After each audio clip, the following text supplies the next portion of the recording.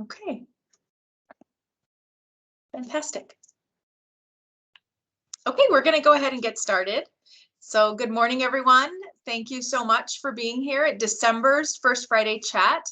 I thought I would come to you live from this virtual ice castle, but now that I see that no one else has a background on, I feel kind of like a nerd, but that's okay.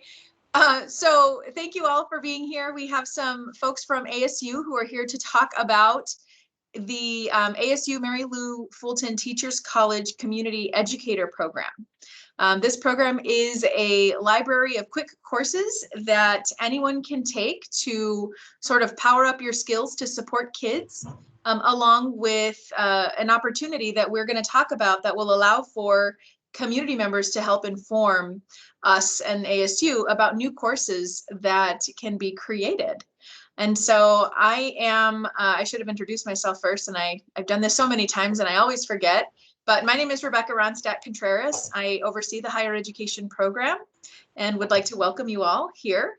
This session is being recorded for later viewing. I'm going to go ahead and send it on over to, I think we have some staff members, but I think some of them are on calls. So I'll just introduce our staff members for you. We have one of our program advisors, Erica Outcalt. She's a higher education program advisor. Mario West is another higher education program advisor. Joyla Gates is a higher education program advisor. Danelle Prieto is a higher education program advisor. Davina Leon, oh, there's Danelle, yay, hi Danelle. You are on mute. You want to say it again? Good morning, everybody. Thank you. Okay, so and then we have Davina Leon. I don't know, Davina, are you in or are you on a call?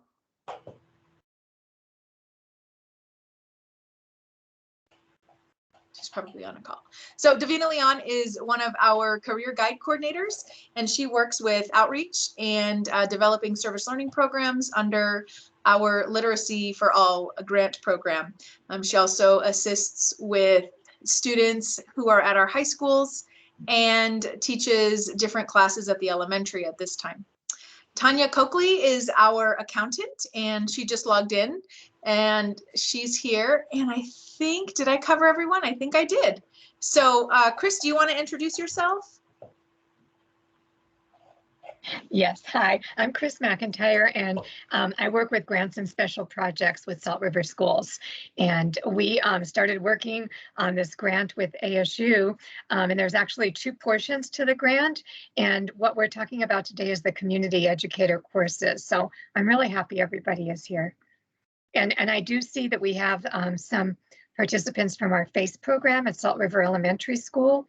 And I also see one of our parent from the FACE program who works at the elementary school in our after school program.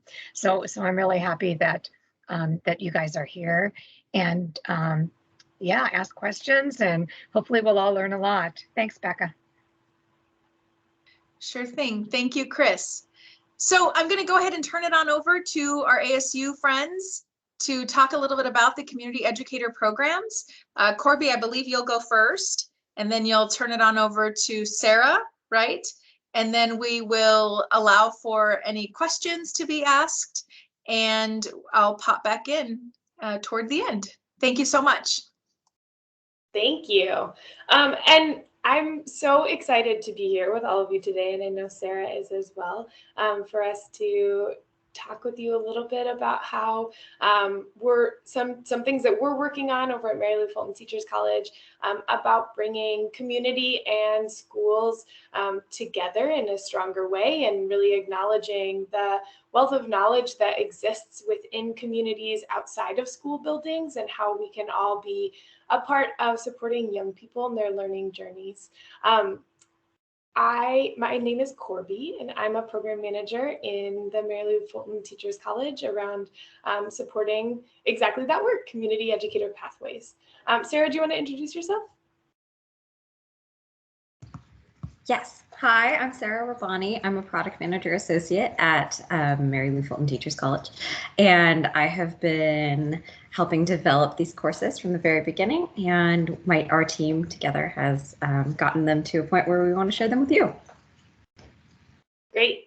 So just as an overview, we're going to present a couple of things and share our screens and show you some content, but I want to make sure that this presentation is meeting your needs. And so if you have any questions or comments or things that you want to talk about, go ahead and just unmute yourself and say those things as they're coming to you. You don't need to wait for like defined question time, or use that little raise hand feature, and Sarah and I will try to keep our eyes out and call on you if that feels better for you to do. But this can be very casual and open-ended, and we want to make sure that you're getting all of your questions and comments answered. So I'm going to go ahead and share my screen. Just one moment. This always takes just a little bit longer than anticipated to make happen. Okay, can everyone see my screen? Yes, great. So I wanted to just begin our conversation with this idea of distributed expertise, because we've been using this word community educators, and some of you might be like, what the heck is a community educator? But community educator is, if we think about all of the people that are involved in helping to support an academic and social emotional journey of a young person in a school environment. This does not encapsulate all of the people that are a part of a young person's life. But if we think about people that are designated as supporters in an academic way, we have educational leaders, which are those people in maroon t-shirts. We have educators and teachers in those orange t-shirts. We have people who are a part of the school system, those para-educators who are maybe not teachers, but are there supporting young people in lots of ways. And then we have these people in the blue t-shirts, and that's who we're talking about. And those are people who are working in after-school programs, who are volunteers in classrooms, who are working at community centers, anyone who defines themselves as someone who is helping to support the education and growth of a young person, but maybe in a way that is not being a full-time teacher in a school. So we're going to talk a little bit about who community educators are. This is our official definition of who community educators are, but it's essentially what I just shared with you. They're any people who are enriching learning environments by forging authentic relationships, sharing expertise, and expanding networks. And that also sounds a lot like family members and aunts and uncles and grandparents and people who are there supporting young people in lots of ways that we don't always notice as an academic community, or people that we don't necessarily like say are educators. But I'm sure that all of you know that whenever you've helped a young person with their homework, or you've helped them to learn to read or to write their name or to understand emotions that are happening in their body, all of that is education work, and that happens outside of school hours, and that happens outside of a school building a lot of times. And so we're trying to build programming and partnerships, and also a set of trainings to help to support that work and to help that work thrive even more in our communities, because we know that it's happening and we know that it exists, and we want to build some support systems to help that work get even deeper. So if we think about the ways in which community educators support young people and support learning, there are lots of different ways that people come into that space, and that is expertise that we want to acknowledge as really, really critical to the development of young people. That there's academic knowledge, and that's very important, but there's also all of this other knowledge that is really important to help lift up and to help share with young people. And so I think about it on these two axes of this thinking about content and sort of like things that we know, and then also this like how we work with young people and ways that we engage with them. And so if we think about teachers in classrooms, they're up in that right-hand side. They are teaching content, a very specific set of content to young people. And they also are really knowledgeable in ways to engage young people and how to work with them. So they're right up there in that upper right-hand corner. And that all of us as community educators, I'm a community educator also. I come to this work as someone that does creative drama and working with young people. And so I don't hold all of those buckets of expertise. I have a particular set of skills that I come into working with young people with, and I'm sure that all of you do as well, of something that really feels like your area that you excel in.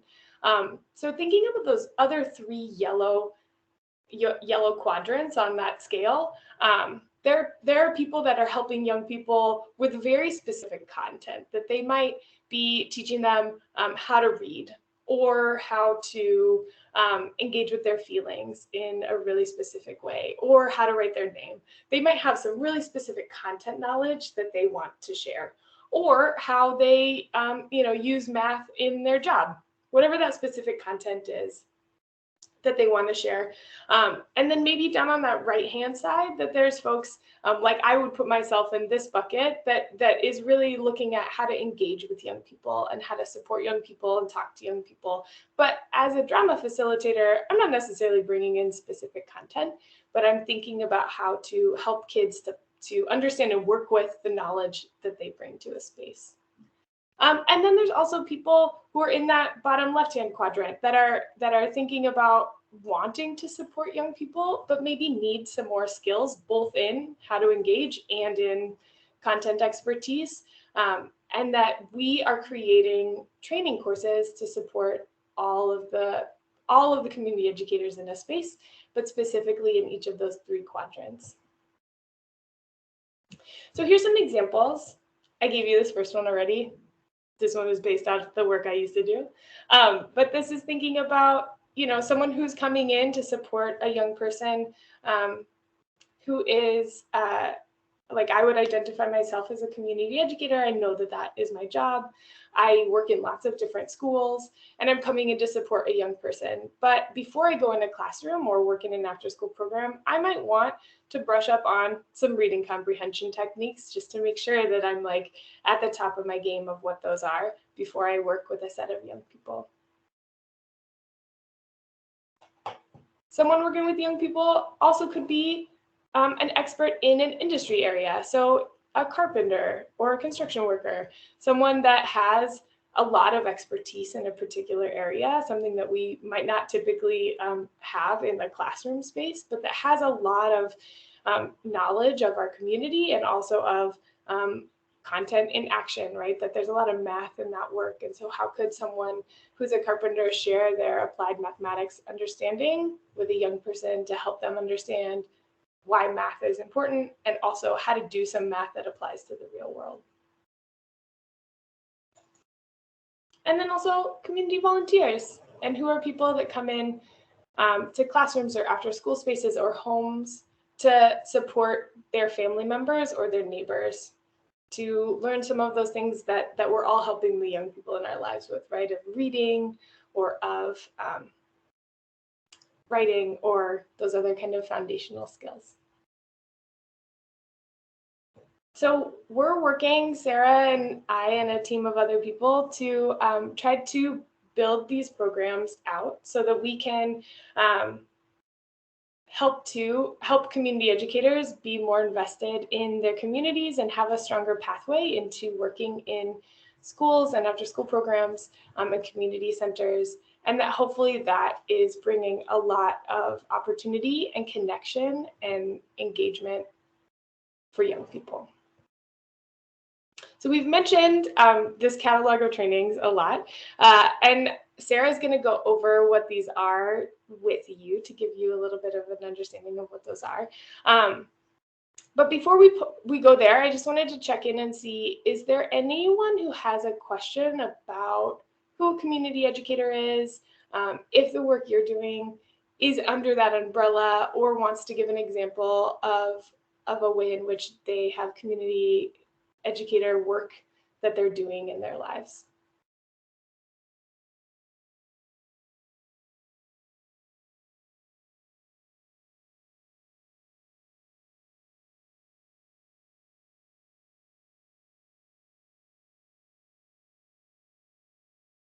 I'm going to pop into this training section then. So we've created a catalog of courses that are just-in-time trainings, meaning if you're going to work with your young person tonight on math homework and you need a little bit of a brush up of what that looks like and means, we have some trainings that you can take in 15 minutes that are super easy, that are really engaging, and that can help you, give you strategies and context understanding to be able to help with that math homework in a half an hour from now, or when you get to your cousin's house.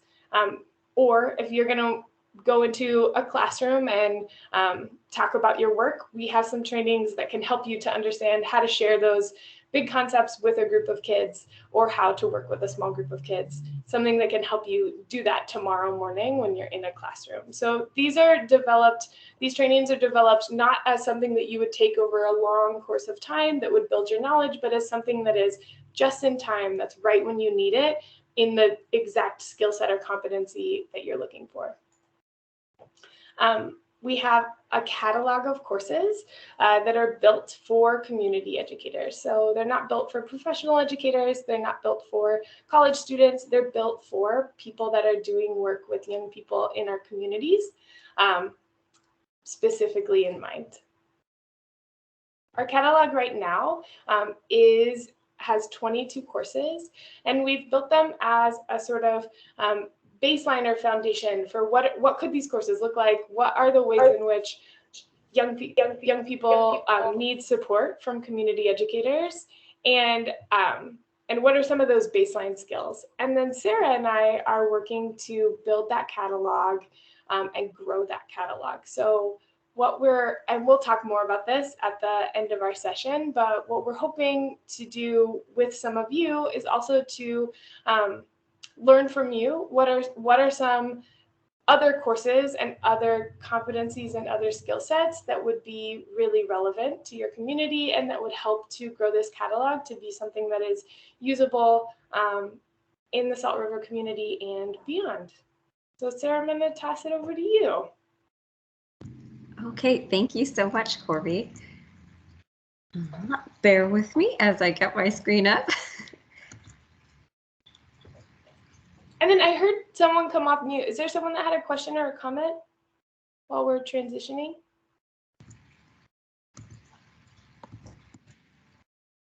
Okay, well, if it comes to you, jump on in. Okay, can everybody see my screen okay?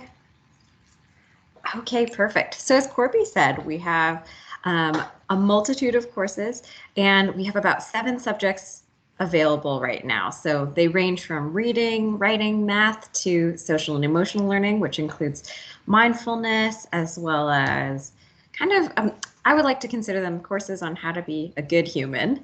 But they're just ways to help us learn a little bit more. So the one I chose today is one of my favorite courses. It's called Apply Word Solving Strategies. And I think this one shows a lot of the ways that we present the information, because they're designed to fit into somebody's schedule in a good way. So it won't take you, hopefully, more than 15 minutes. And it's self-paced, so you can take it as you need to, learn what you want to, when you want to. And one of the other benefits of this is that we love your feedback. So we design the courses using feedback from people like you, and design them to be useful for people. So we're always receptive to making them the best that they can be. So to start the course, each course, there we go, starts with an introductory video. This one happens to be by the individual who wrote this course. Her name is Dr. Lindsay Moses, and she's one of our faculty members. So she wrote this course, and we had her create the introductory video. So each course will introduce you to what you're about to learn. And then we also like to share with you some key ideas, and you'll be looking for a little light bulb. So it's to tell you little tips along the way that help you get through the strategies and tips that you're about to learn. So in this one, it's patience, positivity, understanding. And the way that we wanted to approach this too was to have key ideas that can apply to anything. So what you learn in this course might sound like it's just for reading, but in actuality, it's for anything that you want to apply it to. So patience, positivity, understanding can apply to anything that you're doing when you're working with children and other people who are adults maybe. So each one is it's pretty intuitive to follow the course. Once you're done with a section, you just click finish and continue. And it'll take you to the first tip in this instance. And then what each tip is designed to be is a quick introduction to something, like Korbi said, that you can use next day. So in this example, you could use it in a bedtime story, or if you're reading a story to a friend's child, or working with a group of kids, you can use these strategies and tips in this course to help you. So right now we have the information presented in an infograph. So it'll tell you through these cute pictures what you can do.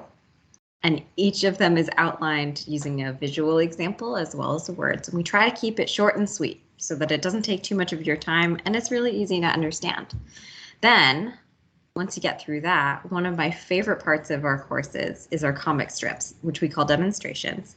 But basically, it's an example of dialogue of how you could try this out with a child or with whoever you're working with. So in this one, we have a student working with a community educator, and they're sounding out a word. So he's applying these word-solving strategies to help them understand what word they're reading. The next part of each course, and it looks like I'm the one getting help in this one, is a knowledge check. And that's just to see how well you got if you got what you were supposed to get. And that's okay. Like I said, it's self-paced, so you take it as you need to, and you go through each of these. So this one's kind of fun. It's like texting. So that is Dig a Robot, and then you use the concepts to answer the question. So it gives you an option for what you could say when a kid or a child or a student or whoever you're working with is having some trouble. So in this instance, instead of big, they said dig. So you can choose which answer, and we made it so that it's intuitive. So if we answer something as we want to, according to the concepts that we're learning, it's smart enough to tell us. So in this example, we said, ask them to elaborate on what they learned and what they're reading. And then we can choose a text response that goes best with it. So instead of giving them the answer, we're going to ask them to give it another try. And then we see, and then there they go. They did it. And then we can give them a great affirmation there for getting it on their own. So that's one of our examples of a knowledge check. As you can see, it's nothing graded or anything like that, but it allows you to just practice at your own pace and learn in a way that can hopefully be helpful and easy to use. So same thing here. We break it down into some kind of visual learning, a comic, and then some kind of knowledge check. And this knowledge check is a little bit different. So this one is asking you to fill in a word. So type in smaller words that we can find in here. But this is another example of that. Then as we move into tip 3, we'll see another demonstration and then a different kind of knowledge check. So this one we call a point to ponder. And it's really just asking us about our experience so far, right? So more of a reflection. So it's asking us to think back to a time we encountered a word that we didn't know. So this could have been in our own reading, and how we can apply what we've just learned in the last few tips to our own experience as a learner, because learning is ongoing. So as you can see, each tip in each course, we try to keep it pretty fun and interactive and change things up a little bit. They follow the same structure though, and they won't take too much of our time. So we try to keep it visually interesting and use examples that are relevant to us. And one of the reasons why Korbi and I we're so excited to meet with you is that gives us an opportunity to make the content even better and make the courses even better than they are. So there we go. And another knowledge check as we go through the course. And it basically asks us to apply each of the tips that we're learning so that we can really get practice. And you don't get locked out of these courses or anything like that. Once you have access, you can go back in and use it as much as you want. So you have unlimited access to it. You can go through and do the tips as much as you want, go through and do each of these knowledge checks as much as you'd like to, just so that you in yourself could feel really confident. But the whole concept is to be able to use these as soon as you want to. So then each course finishes with a nice little certificate for each person who finishes it. So you get acknowledgement from our sweet little characters there. And then a reflection. So you can tell us what you think about your experience, how the course went for you, and tell us what you learned and how that was for you. Okay, and that's the gist of it. And now I'll leave some room for if anybody has any questions.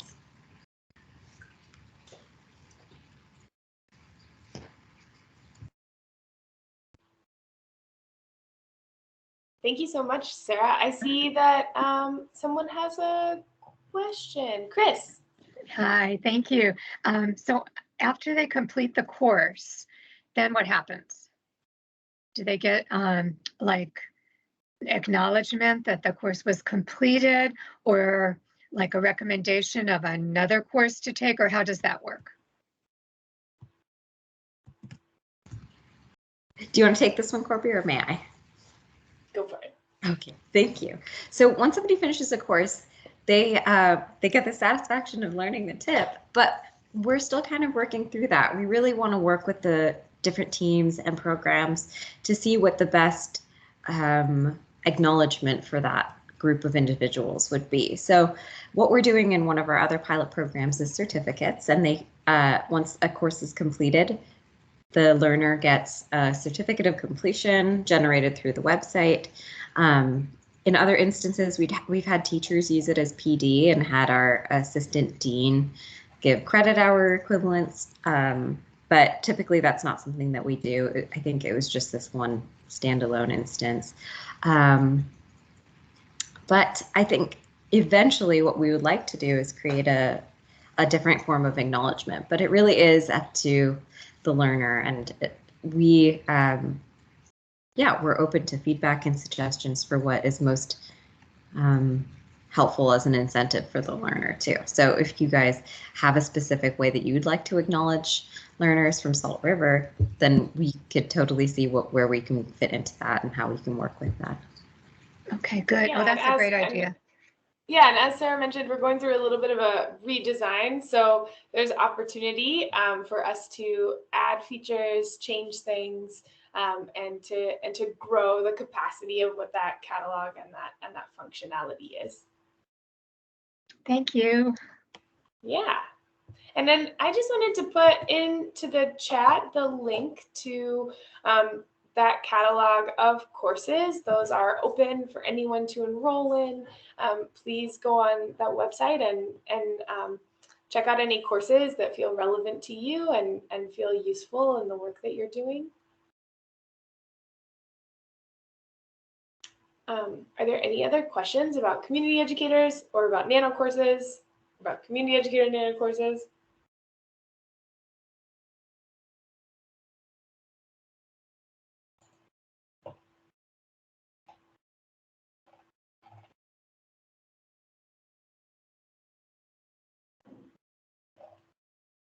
I'm not seeing anything in the chat, so I'm wondering if we can talk about what we are planning on doing with our pilot in January.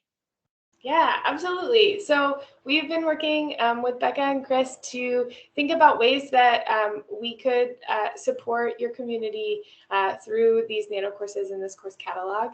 And as a part of that sort of hopefully longer journey that we're on together, we are going to do a pilot in January.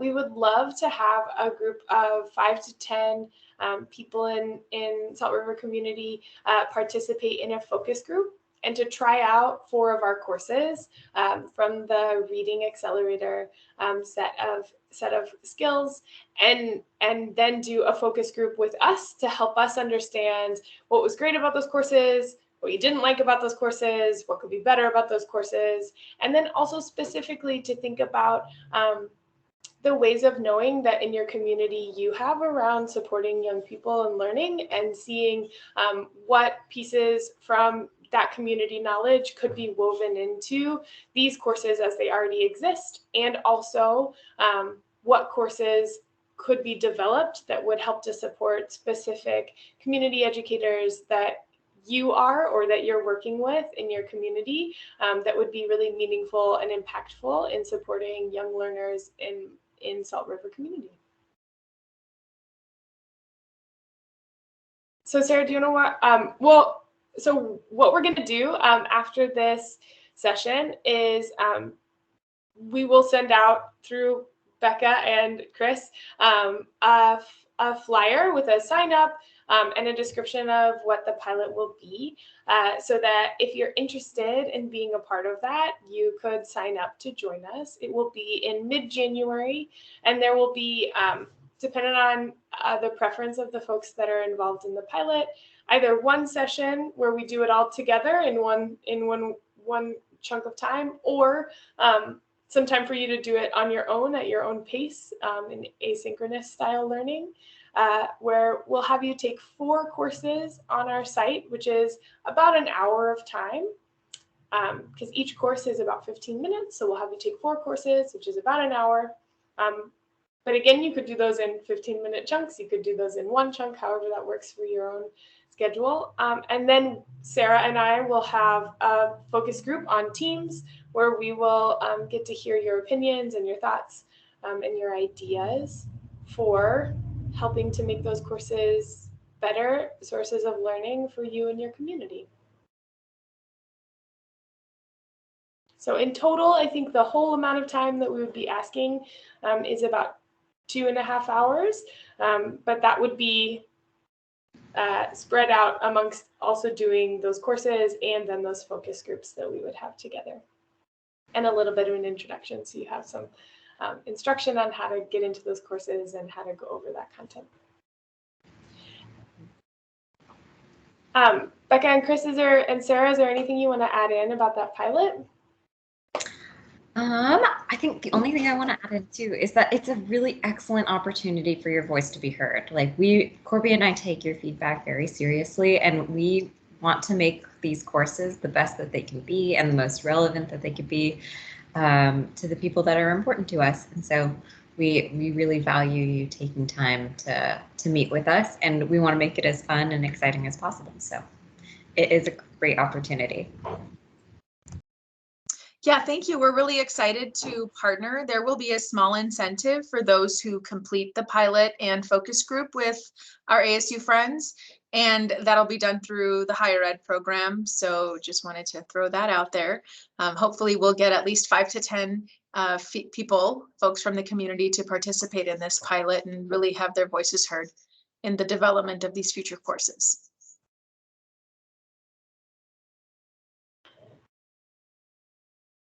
Yeah, and I just want to underscore what both Becca and Sarah said in terms of, the development of this catalog of courses. We had an idea that these courses would be helpful and relevant, and so we made a foundation set of what we thought could work to sort of test that idea out and see how it functions. And the feedback was really positive. And so now we're moving into the second stage of developing that catalog, which is partnering with communities and community educators all around the state of Arizona and making sure that we're developing more content, but that we're doing that development in partnership with people that are living and supporting young people in our neighboring communities. And so making sure that we are listening to what it is that you feel valuable in helping a young person learn and thrive, and that we're building those ways of thinking and knowing into courses as we grow that catalog. So we're really excited for this next round of really getting to hear from different communities and help to build courses that feel really impactful and really relevant to your experience in working with a young person. So hopefully many of you or many people that from this call will join in and join us as a part of that pilot in January, because we would love to meet you and we would love to hear your ideas and opinions. Thank you, Korbi. Thank you, Sarah. Thank you, Heather. Does anyone have any questions about anything that was discussed today? Maybe not. I didn't see anything in the chat, so good job presenting. Maybe we're just so thorough.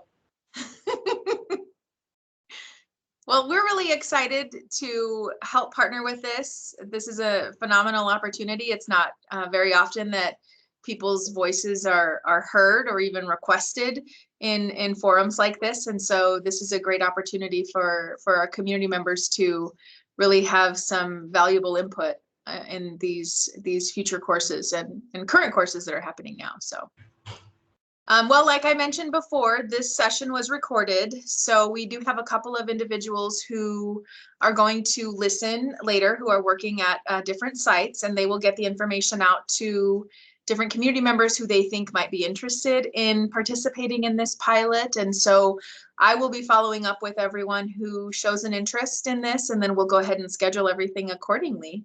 Does anyone have any last words before we bring this December 1st Friday chat to a close? No, doesn't look like it. See, look at how great you all are. Thank Good you job. so much for your time. Thank you for Thank you. being here and for listening. And hopefully we'll meet lots of you soon. Yes. Thank you all so very much. Have a great rest of your day. Happy Friday. Bye. Bye-bye.